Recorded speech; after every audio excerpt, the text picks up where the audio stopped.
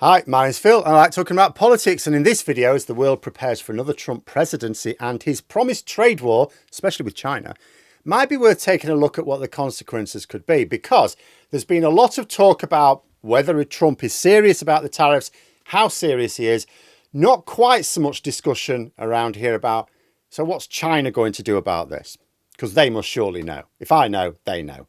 Because unlike the UK, they are in a much stronger position to take action of their own, aggressive action, beyond trying to persuade an ageing man-child not to throw a tantrum. But first, for daily political commentary, please hit the subscribe button so you don't miss out. So even before Trump's inauguration, there has actually been movement on tariffs. Mexico, would you believe it? Mexico, of course, a little bit of surprise by imposing tariffs in a way that has a lot of US clothing manufacturers in a panic. Not that the tariffs are being imposed on the USA as such. This isn't a preemptive trade strike against America.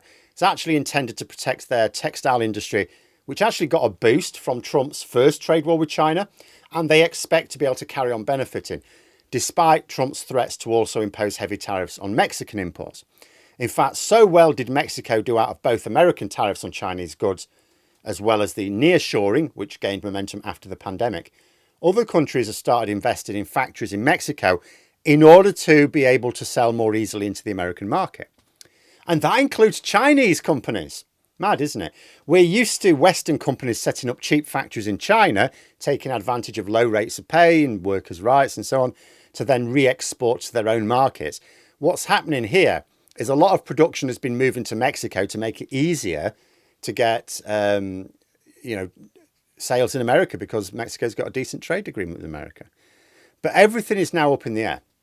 Trump has threatened to impose 60% on most Chinese imports, but also 25% on Mexican ones. Now, either or both would hurt the US economy and make the cost of goods increase for American consumers. I've seen reports of Mexican factory owners thinking that Trump won't actually impose the tariffs because of the damage it would do to living standards in the economy. However, there are others that counter that perhaps these factory owners don't realise just how insane and thick Trump is. But whether Trump does or does not go easy on Mexico, I think everyone believes that he means business where China is concerned. But China has been preparing as well. The Financial Times has set out what she intends to do to counter Trump. He won't be able to match Trump toe-to-toe in a trade war, but he has other options. One is to, like the EU regularly does, impose countermeasures which will cause maximum pain to Trump and his allies. Trump's tariffs will be a blunt instrument. Xi's can be more targeted. And China will definitely respond. Like, it's got an economy second only in size to America, and it'll look weak if it doesn't fire back very hard. And China's already begun. They've been blocking the export of vital minerals used for the production of chips, for example. That's a bit of a problem for the US tech industry. In fact, it's said that this throttling of supply chains for the US has made making drones more difficult, for example.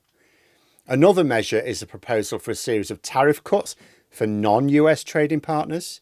Now, in this way, China thinks it could actually come out on top in a trade war. If Trump imposes tariffs on lots of goods coming from around the world, not just China, then the cost of exporting to America effectively becomes higher for a lot of markets. I mean, you don't pay them on the exports, it's on the imports. But your customer in the American market is looking at the import duties and thinking, no, I can't afford your goods.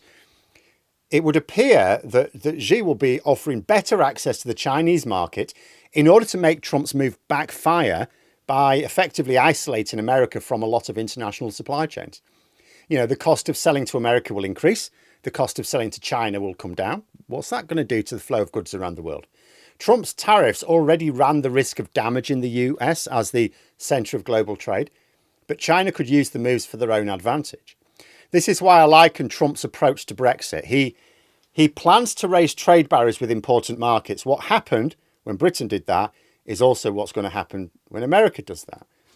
And I suppose the benefit of China's plans is they can work no matter what Trump ultimately does. The measures are not reliant on predicting what Trump will do, only what he might do.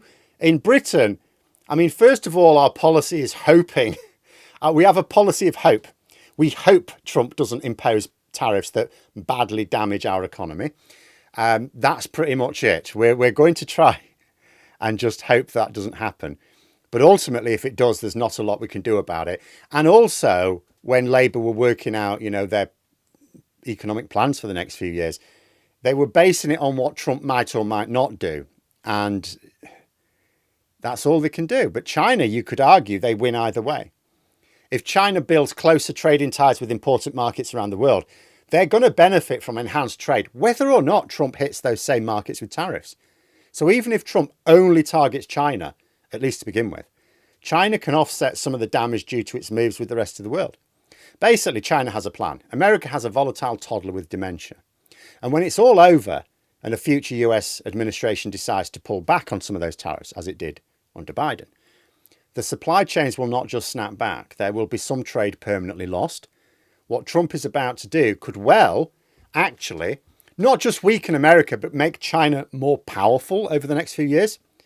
And that's not going to be great news if you support Western values or the promotion of international human rights, and would be pretty terrible news for Taiwan. But there we are. Those are my thoughts. Let me know yours in the comments below. I hope you've enjoyed the video. If you did, please click the like button and subscribe for further content. If you'd like to support the channel further, you can click the join button for memberships. Thanks for listening, and until next time, I'll see you later.